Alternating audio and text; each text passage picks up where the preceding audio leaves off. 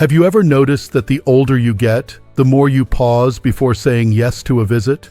Maybe there was a time when your calendar was packed: luncheons, birthday parties, church gatherings, family dinners. You were always on the move, catching up with old friends, checking in on neighbors, attending every grandchild's recital or game. You barely thought twice about the energy it took. But now, something's different. You don't feel the same pull to go. Maybe you even feel a little guilty about it, or you wonder if there's something wrong with you. Let me tell you something right now. There isn't. What you're feeling is more common than you think, and more importantly, it's entirely okay. As we move through this stage of life, our priorities change. Our energy shifts. Our sense of peace becomes more sacred. And sometimes, that means we don't make the rounds like we used to.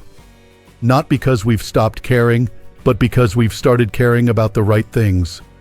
So today, let's talk honestly, woman to woman, about why visiting others just isn't the same anymore, and why that's not a bad thing. In fact, it can be one of the healthiest, most empowering choices you make.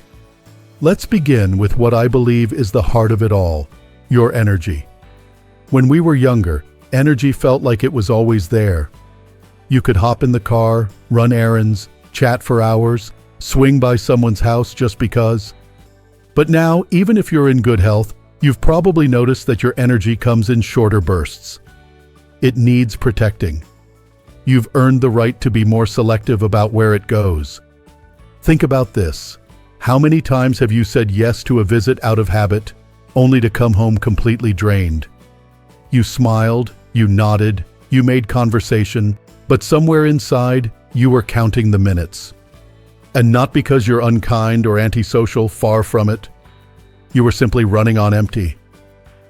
There comes a point where you realize, I want to spend my energy on the people and moments that truly matter. The ones that light me up, not wear me down. My friend John, who's in his late 70s, shared this with me not long ago. He used to feel guilty every time he turned down an invitation. He thought, if I don't go, they'll think I don't care. But over time, he noticed something. The people who truly cared about him didn't need to see him constantly to feel close. The friendships that mattered most didn't require constant upkeep. When they did get together, it was meaningful, not forced. And he felt better for it. This is not about isolating yourself. It's about preserving your energy for the connections that give back, not just take.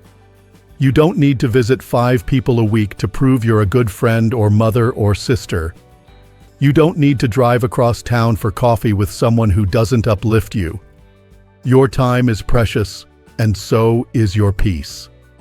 And speaking of peace, let's talk about the second reason many older adults choose not to visit as much: the need to avoid unnecessary stress and drama. When we're younger, we often tolerate a lot more than we should. Gossip, criticism, subtle digs, old arguments that resurface every time we're in the same room. We bite our tongues. We tell ourselves to be polite, to keep the peace. But the older we get, the more we realize our peace is worth protecting. Susan, a dear friend of mine, used to visit certain family members every Sunday out of tradition. It was expected. But almost every time she left those visits feeling upset, criticized, or just plain exhausted. It wasn't one big blow-up, just constant tension, little jabs, the kind of negativity that clings to you long after the visit is over. One day she asked herself, "Why am I doing this to myself?" And she stopped. Not out of anger, not to make a scene, but to choose peace. And that's a powerful thing. Avoiding certain people or gatherings doesn't mean you're weak or cold. It means you're wise. You've lived long enough to know that not every relationship deserves a front row seat in your life. And if someone only brings stress, judgment, or drama, well, you don't owe them your presence. Not anymore. You've given enough.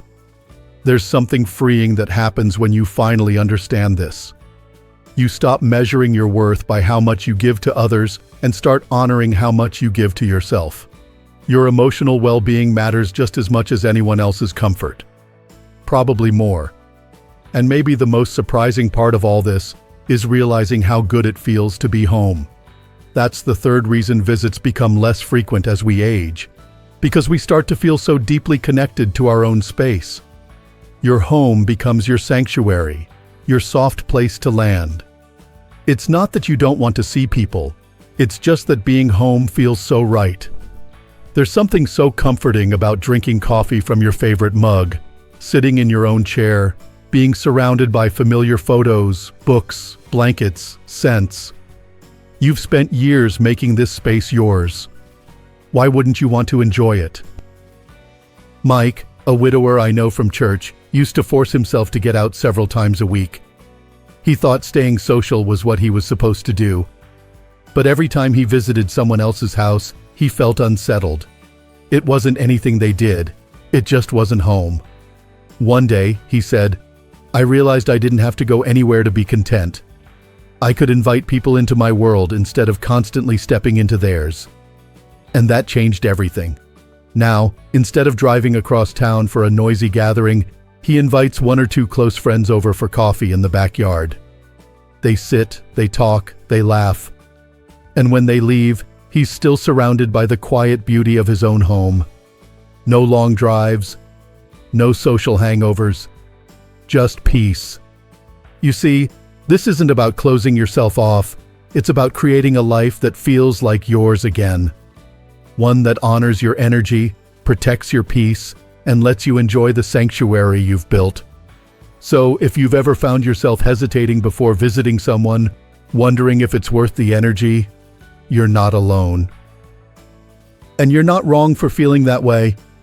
You're evolving. You're growing. And you're finally learning to put yourself first, not out of selfishness, but out of deep earned wisdom. Let's keep going. There's more to explore here, more truths that might help you breathe a little easier and smile a little softer the next time someone asks why you don't go visiting like you used to.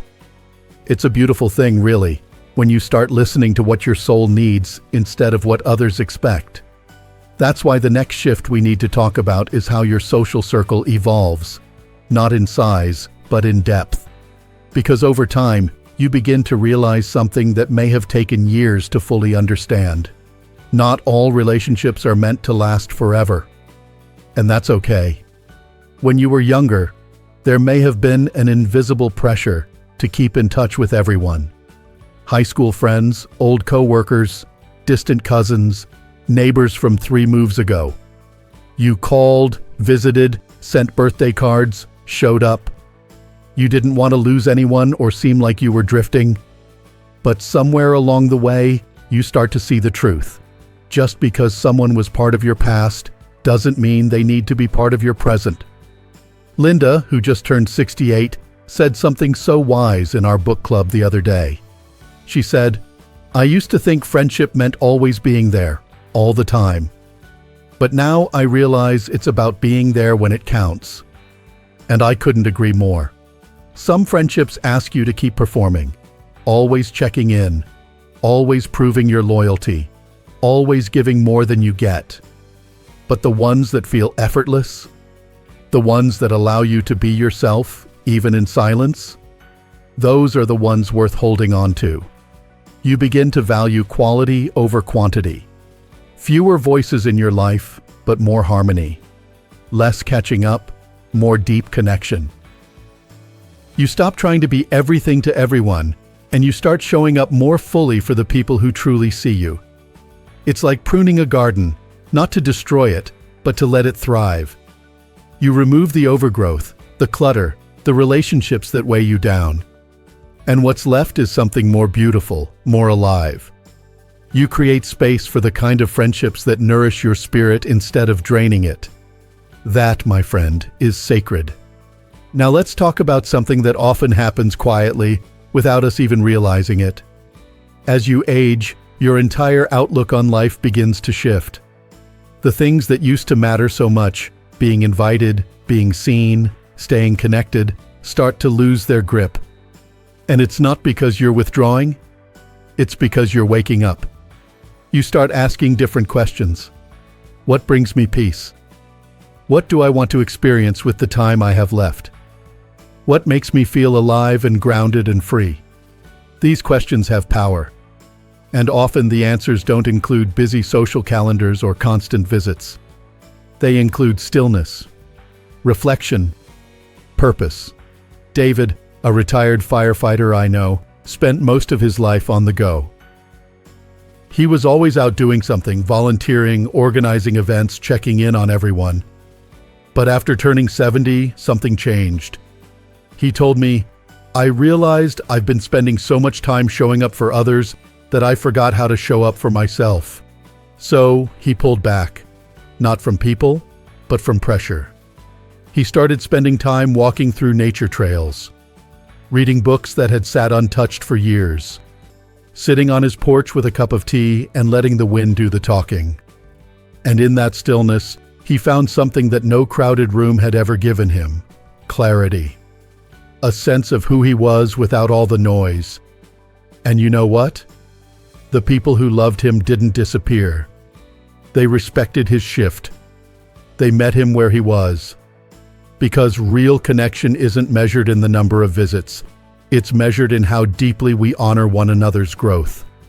That's the thing many people forget as they age. This stage of life isn't about fading into the background. It's about finally stepping into your own rhythm, living more by intention, less by habit. Visiting less doesn't mean you've stopped caring. It means you're choosing how to care in a way that actually aligns with who you are now. Sometimes that care looks like writing a letter instead of driving across town. Sometimes it's a phone call in the sunshine instead of sitting at a noisy dinner table. And sometimes, let's be honest, it's choosing not to go at all, and instead curling up in your favorite chair with your dog or your knitting or your quiet thoughts. That too is an act of love. You see, when we stop performing and start reflecting, everything becomes clearer. You look at your calendar and you ask not, "Who do I have to see?" but "Where will my heart feel most at peace?" That's not selfish. That's self-respect. That's wisdom earned through decades of giving and growing and learning when to say yes and when to say no. And maybe one of the most powerful lessons of all is this: real friendships don't need frequent maintenance to stay strong. The most lasting bonds don't come from constant visits or endless small talk. They come from trust, understanding, shared history, and a deep, unshakable respect for each other's space. Carol, a lifelong friend of mine, once said, "The best friends are the ones you don't have to explain yourself to." And it's true. She and I have gone months without talking, especially during the busy or difficult seasons. But when we do reconnect, it's like no time has passed. We pick up right where we left off, not because we've been in each other's faces every week, but because we're in each other's hearts always. You probably have a few people like that in your life. Think about them. The ones you don't see often, but when you do, it's warm and easy and honest. Those are the friendships that will carry you forward. And the best part? They don't come with guilt. They don't demand more than you can give. They understand that life changes and love adapts. So the next time someone tries to make you feel bad for not visiting more, take a breath. Smile. And remember, you're not less loving. You're simply more aware. You're making room for the kind of life that feels right to you now, not the one that was right 30 years ago. And that's a beautiful thing. A strong thing. A wise and necessary shift. There's something incredibly freeing about living life on your own terms, especially at this stage. You've earned that freedom through decades of showing up, giving, supporting, sacrificing. And now, slowly but surely, you begin to realize you don't need to prove your love or loyalty through constant presence. The people who truly matter already know your heart. The beauty of this chapter in life is that it invites you to stop rushing and start listening. Listening to what your body needs. Listening to the quiet tug of your own intuition. listening to the way your heart feels after certain visits and the way it feels when you say no. That's not avoidance. That's awareness. And sometimes that awareness leads you right back home, not just physically, but emotionally. Back to yourself. There's a rhythm to life after 60 that's slower, yes, but richer too. Full of intentional moments, simple pleasures, deeper meaning. And a big part of that rhythm is learning to say yes only to what truly matters. There's no shame in choosing quiet, no guilt in choosing stillness. For many older women, solitude becomes not a punishment, but a gift. A sacred space for reflection, healing, growth. You finally have the time to think about your own dreams, not just everyone else's needs. You're no longer chasing approval or invitation. You're grounded, rooted. And in that groundedness, you get to redefine what connection looks like for you. Connection doesn't always mean driving to someone's house and sitting through small talk. It doesn't always mean being physically present at every event, every dinner, every gathering. Sometimes connection looks like sending a thoughtful message, a prayer, a memory shared in a letter, a homemade pie left at someone's doorstep. You don't stop caring, you just start caring in quieter, more personal ways. And when someone truly loves you, they'll understand that. They won't measure your affection by how often your car is parked in their driveway. They'll feel it in how you speak to them, how you think of them, how you show up when it really matters. You know, earlier this year I was talking with a woman named Mary. She's 72 and recently lost her husband. For months, people kept encouraging her to get out more, to fill her calendar with visits and activities. But she told me, "I'm not lonely. I'm finally getting to know myself. And I like her." Isn't that beautiful? She wasn't isolating. She was healing. She was choosing herself. And that's not just okay, that's sacred. We often forget that aging is a sacred journey. Not something to dread or run from, but something to honor.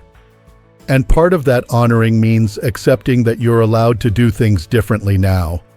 You're allowed to guard your time, protect your peace, and set new boundaries, even with people you love. Especially with people you love. It doesn't mean you love them any less. It means you love yourself enough to know what's good for you. And here's something else you might need to hear. If someone tries to guilt you into visiting more, calls you selfish, or says you've changed, they're right. You have changed. And that's a good thing. You've grown. You've learned. You've stepped into a wiser version of yourself. You no longer say yes just to keep the peace.